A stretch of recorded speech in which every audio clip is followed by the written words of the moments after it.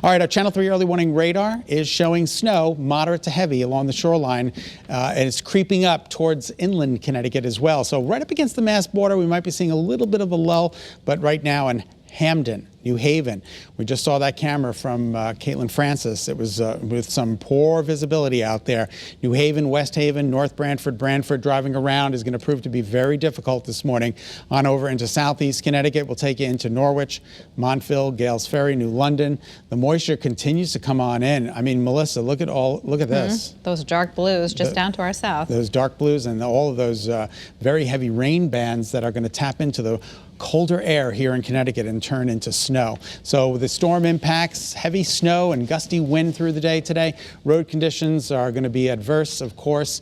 Power outages, there could be some isolated to scattered power outages, especially in southeast Connecticut, maybe even in northwest Connecticut, where we're seeing wind projections in excess of 50 miles an hour, some gusts later on. And here are the snowfall totals. We'll let Melissa handle this. Hey, Melissa. Hey there, Scott. Yeah, and by the way, we are naming our winter storms this year after viewer pets. It's actually rolled over from last year. Last year we only had one named storm, so this is our second named storm of the season.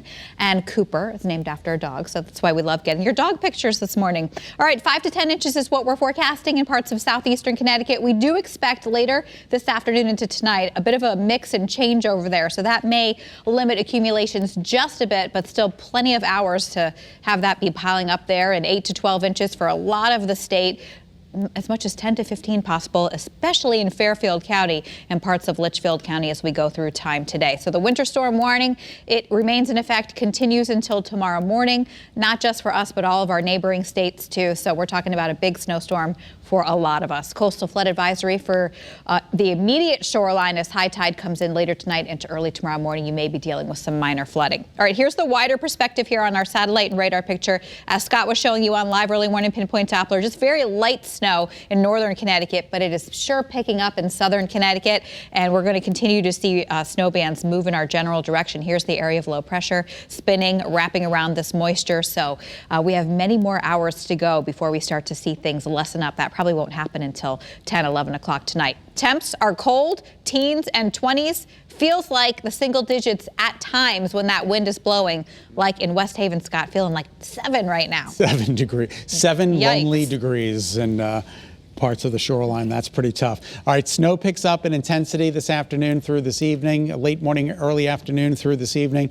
We're talking about snowfall rates anywhere from 1 to 2 inches an hour.